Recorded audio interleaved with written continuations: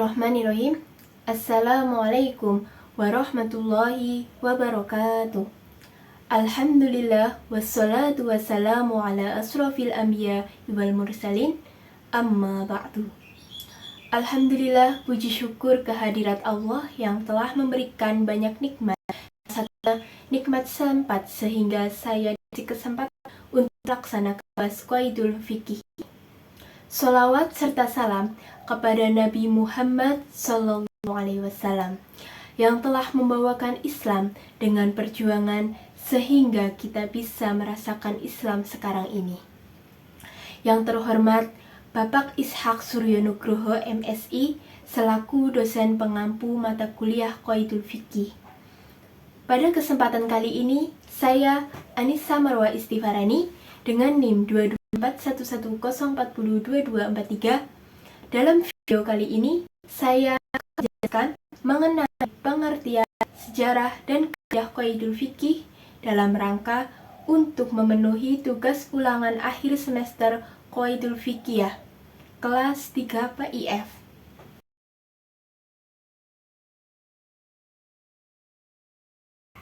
Pengertian Qaid al-Fikih. Qaid al-Fikih adalah istilah dalam usul fikih atau prinsip-prinsip hukum Islam yang berarti kaidah-kaidah fikih atau prinsip-prinsip hukum Islam. Istilah ini merujuk pada seperangkat aturan atau prinsip dasar yang digunakan dalam pengambilan keputusan hukum Islam. Beberapa definisi dan penjelasan mengenai Qaid al-Fikih, baik secara bahasa maupun secara istilah. Secara bahasa, Qaid berasal kata qaidah yang berarti aturan atau prinsip. Ini mencakup pedoman atau norma dasar yang digunakan sebagai dasar untuk mengambil keputusan. Fikih ialah merujuk pada pemahaman atau ilmu tentang hukum Islam, mencakup aturan-aturan hukum yang diberikan oleh agama Islam. Selanjutnya, secara istilah, Qaid al-Fikih merupakan seperangkat prinsip-prinsip atau kaidah-kaidah yang digunakan oleh para ahli usul fikih untuk membantu dalam deduksi dan penafsiran hukum Islam. Tujuan utamanya adalah untuk mempermudah pemahaman dan aplikasi hukum Islam dalam situasi yang berbeda. Definisi kaidah. Kaidah dalam konteks ini adalah prinsip umum yang dapat diterapkan untuk merumuskan hukum dalam berbagai masalah. Misalnya, kaidah mafsadah muqaddamah ala maslahah, mencegah kerusakan memiliki prioritas dibandingkan memberikan manfaat. Salah satu dari banyak kaidah yang digunakan dalam Qaid al-Fikih. Penggunaan dalam deduksi hukum.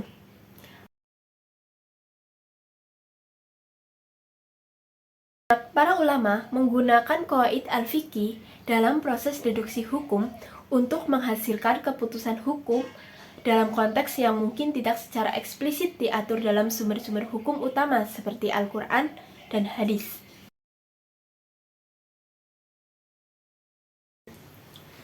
Sejarah perkembangan Qaidul Fikih.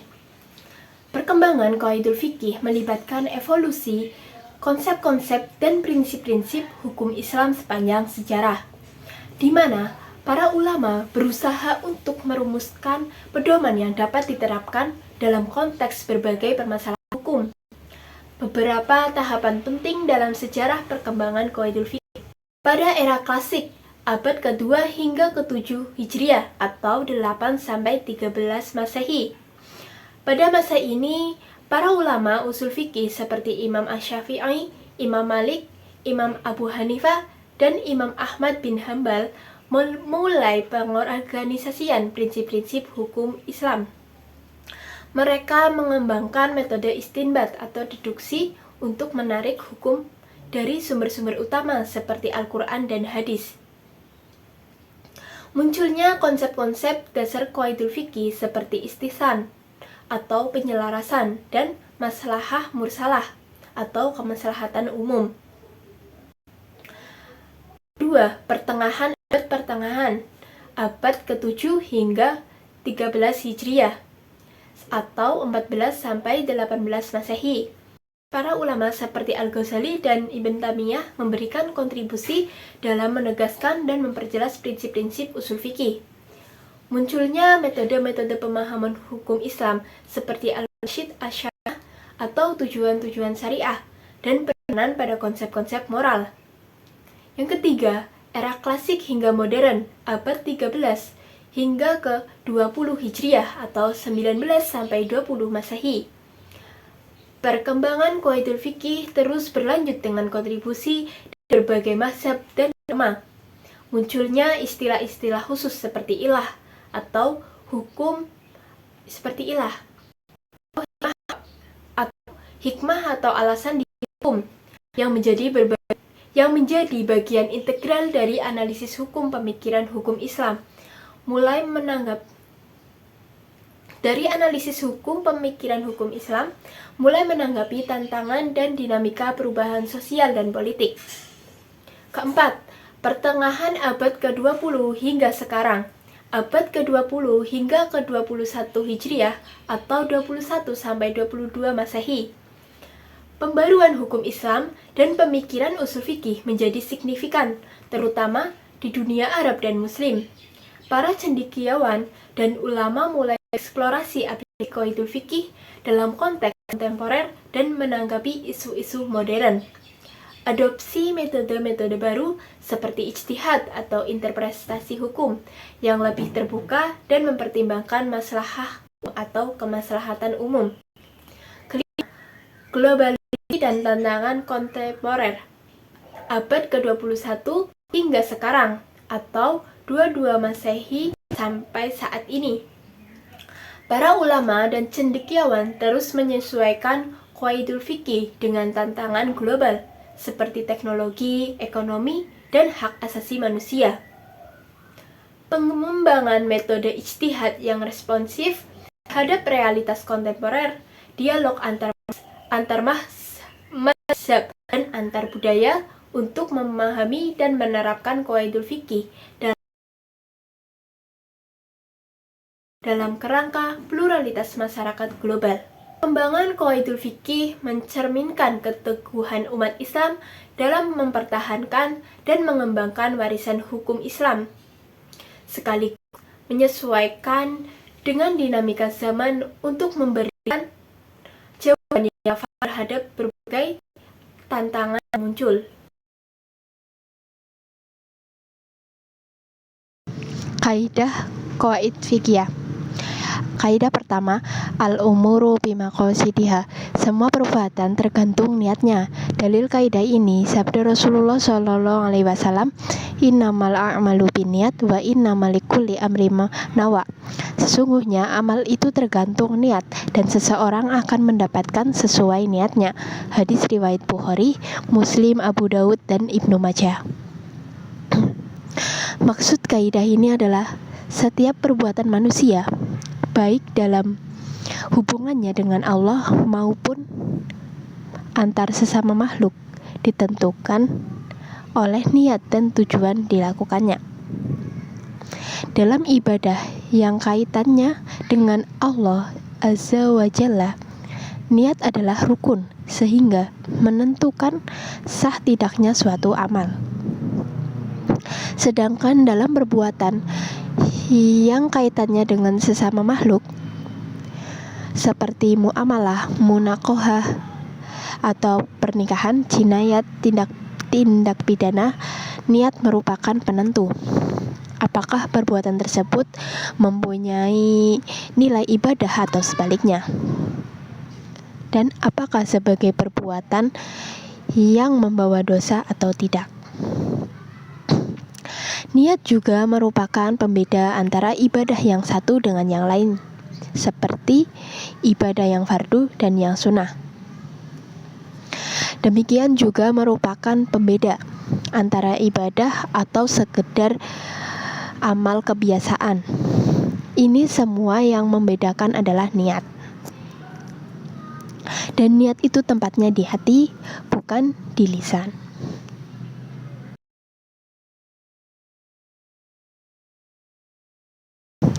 Kaidah yang kedua, al-yaqinu la yuzalu bisak. Keyakinan tidak dapat disingkirkan oleh keraguan.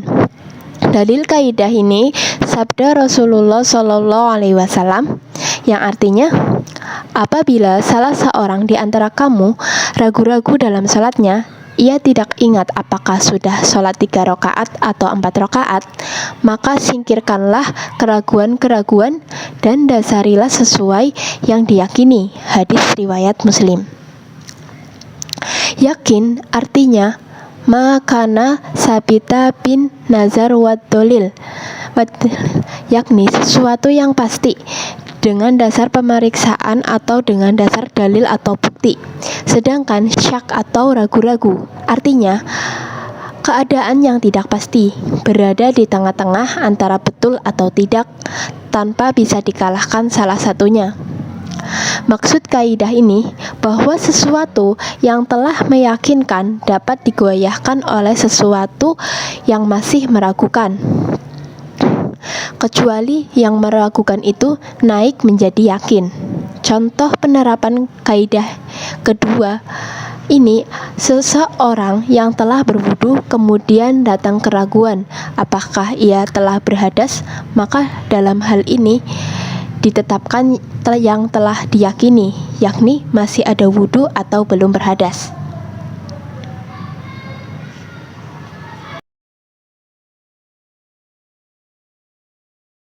Kaidah ketiga, al-masyaqqatu tajlibu taysir. Kesulitan mendatangkan kemudahan. Dalil kaidah ini firman Allah Ta'ala, yuridullah bikum yusra wala yuridu bikum yusra.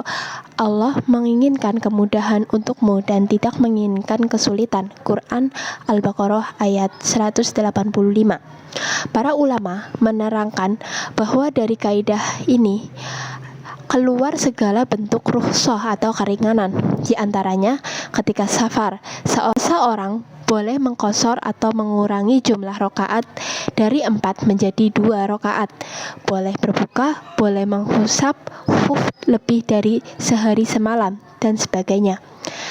Kemudian ketika sakit, boleh sholat sambil duduk atau berbaring ketika tidak sanggup berdiri. Boleh tayamum ketika berbahaya menggunakan air. Boleh berbuka puasa dan sebagainya. Kemudian ketika lupa, bebas dari dosa karena lupa, seperti makan pada waktu puasa Ramadan atau salam sebelum selesai sholat. Kemudian berbicara dengan sengaja karena mengira sholatnya telah selesai, maka dia tidak batal sholatnya. Kemudian ketika terpaksa atau darurat, seseorang boleh memakan makanan yang diharapkan agar dirinya tidak binasa. Kemudian ketika jahil atau tidak tahu, seperti berbicara ketika sholat karena tidak tahu hukumnya, maka sholatnya tidak batal. Kemudian ketika sulit atau umul balwa atau keadaan yang sulit dihindari, seperti dimakan pada waktu puasa Ramadan atau salam sebelum selesai sholat, kemudian berbicara dengan sengaja karena mengira sholatnya telah selesai, maka dia tidak batal sholatnya. Kemudian ketika terpaksa atau darurat, seseorang boleh memakan makanan yang diharamkan agar dirinya tidak binasa. Kemudian ketika jahil atau tidak tahu, seperti berbicara ketika sholat karena tidak tahu hukumnya, maka sholatnya tidak batal.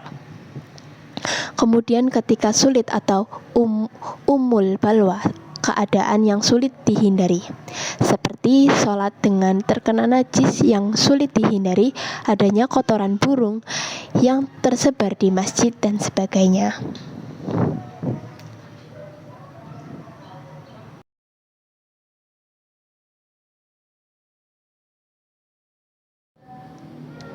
Kaidah yang keempat, ad-dororu yuzalu, bahaya harus disingkirkan. Dalil kaidah ini, la dororo wala diroro, tidak boleh membahayakan diri dan orang lain. Hadis riwayat Ibnu Majah. Contoh kaidah ini dalam masalah muamalah, seperti diperbolehkan mengembalikan barang yang telah dibeli jika ternyata ada yang cacat. Demikian pula dalam transaksi jual beli, karena terdapat perbedaan sifat yang tidak sesuai dengan yang telah disepakati. Disyariatkannya hajar atau pencegahan melakukan transaksi pada harta bagi orang yang syafih atau dungu atau kurang akal, anak yatim yang belum cerdas atau orang yang hilang akalnya. Dasar pertimbangan diberlakukan ketentuan-ketentuan tersebut adalah untuk menghindarkan sejauh mungkin mudarat atau bahaya yang merugikan pihak-pihak yang terlibat di dalamnya. Dalam masalah jinayah, Islam menetapkan kisos atau membalas serupa. Juga ditetapkan hukum hudud agar tidak terulang lagi perbuatan berbahaya yang dilakukan. Adanya kafarat mengganti kerusakan, mengangkat para penguasa untuk menumpas para pengacau keamanan dan menindak para pelaku kriminalitas dan sebagainya. Dalam masalah munakahat atau pernikahan, Islam membolehkan penceraian dalam situasi dan kondisi rumah tangga yang sudah tidak teratasi agar kedua suami istri tidak mengalami penderitaan batin terus-menerus. Demikian pula diizinkan fasq atau pembatalan pernikahan karena aib.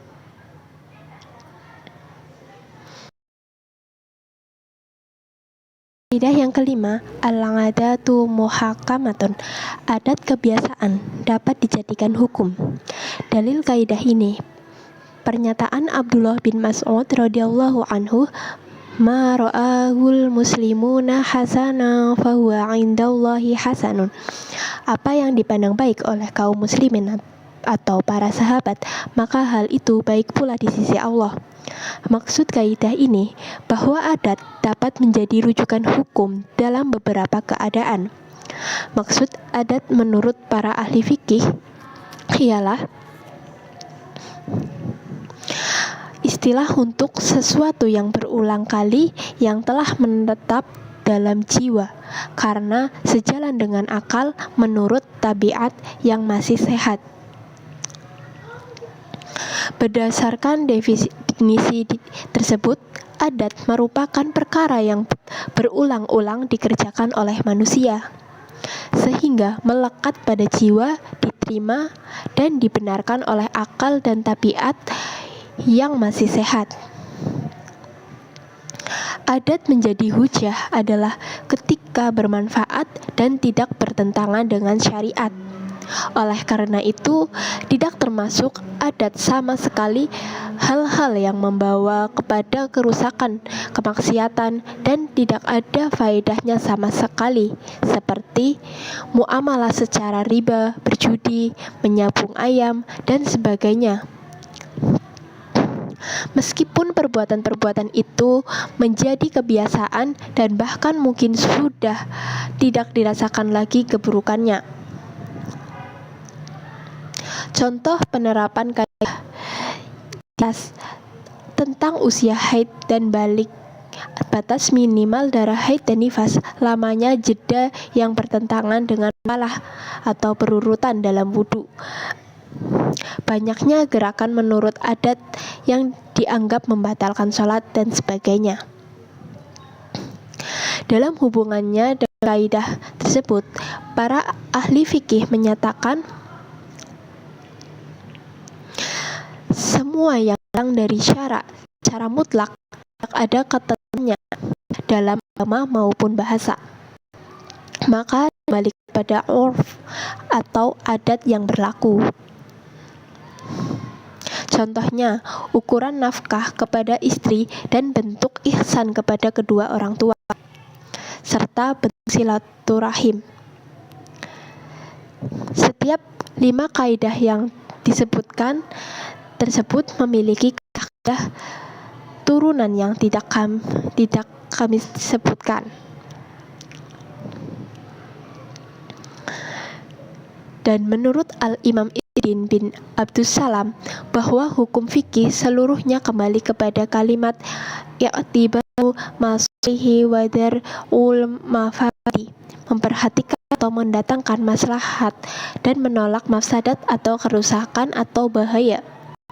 Itulah 5 landasan umum atau kaidah fikih pokok yang ada dalam agama Islam. Masing-masing kaidah ini bisa diterapkan sesuai dengan waktu dan kondisi yang sesuai. Dengan memahami kaidah fikih, akan ada banyak manfaat yang bisa didapat. Salah satunya adalah menjadi lebih mudah untuk menentukan hukum atau kebolehan suatu perkara.